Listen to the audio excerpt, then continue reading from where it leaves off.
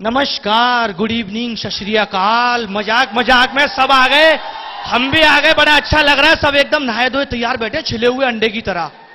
एक बात मैं आपको बता दूं, सब लोगों ने प्यार के बारे में बहुत कुछ कहा। मैंने सोचा यार मैं भी प्यार से ही स्टार्टिंग कर लेता हूं। अपने हिंदुस्तान में जो प्यार है ना, वो पार्कों से ही शुरू होता है। और पार्क में एक लड़का एक लड़की बैठे हुए हैं। एक बार मैं बैठा हुआ था, माली आ गया, बोले क्या कर रहा है झाड़ में छुप के। मैंने कहा कुछ नहीं कर रहा हूं। तो बोले लड़की का टाइम क्यों वेस्ट कर रहा है, इसे घर जाने दे। अब ये जो मोहब्बत है ना, मोहब्बत एक ऐसी चीज है, मोहब्बत अगर आसानी से मिल जाए तो जिंदगी संभल जाए। मोहब्बत अगर आसानी से मिल जाए तो जिंदगी संभल जाए। मोहब्बत अगर मिलकर बिछुड़ जाए तो जिंदगी भर का रोग लग जाए। इस प्रेम के रोग।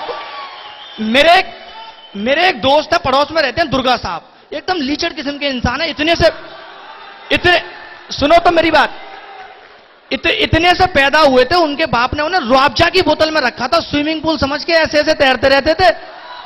उनकी दादी तो हंसते हंसते मर गई, बोली बहू अच्छा वाला बच्चा पैदा करती, बंदर कहां से ले आई। चिड़ियाघर में जाते हैं, बंदर हड़ताल कर देते हैं, बोले यार हमें अंदर कर रखा है, ये बाहर कैसे घूम रहा है।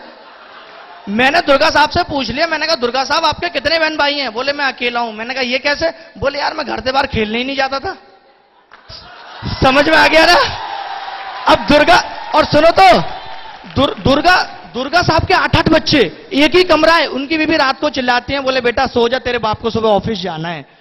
मैंने कहा यार तुम्हारे 8-8 बच्चे करते क्या हो। बोले यही करते रहते हैं।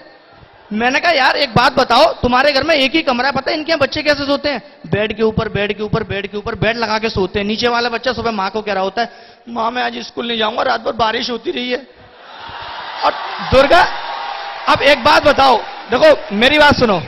यहां पे पहले क्या था, सेमेस्टर हमारे बहुत लेट चला करते थे, मतलब बीटेक की डिग्री थोड़ी लेट मिलती थी। मैं सोचता था यार अच्छी यूनिवर्सिटी में आ गए, कम से कम इसी बहाने घर से खर्चा मिलता रहेगा, लेट यूनिवर्सिटी होगी। अब Atul sir, Katiyar sir, Manoj sir ने इतनी मेहनत करके सेमेस्टर को क्या है ना टाइम पे ले आए।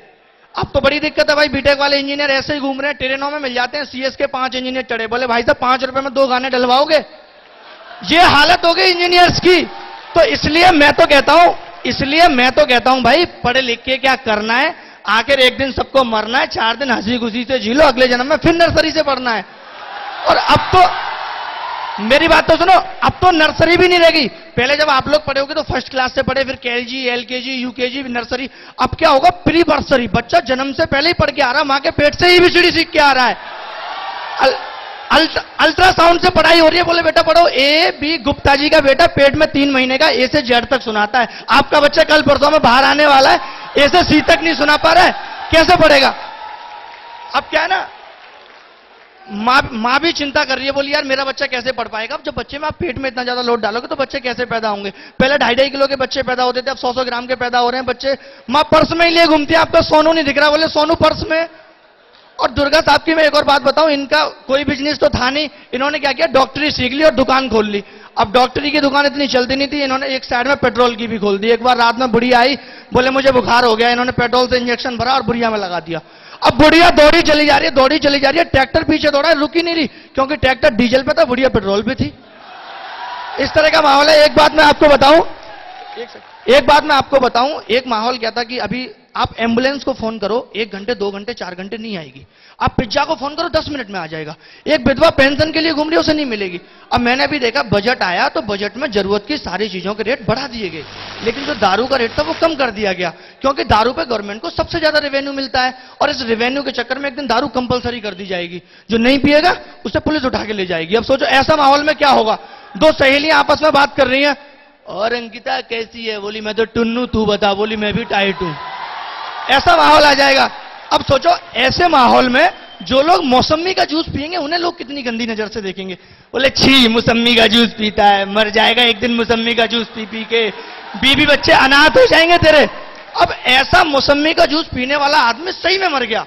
अब उसकी बीबी भी रो रही है मैयत पे, मना करती थी मौसम्मी का जूस मत पी, नहीं माना, अब मर गया, बच्चों को पैक बना बना के कौन देगा। अब उसकी मैयत भी बेवड़े लोग लेके जा रहे हैं, बोले राम नाम सत्य है, मुर्दा बड़ा मस्त है।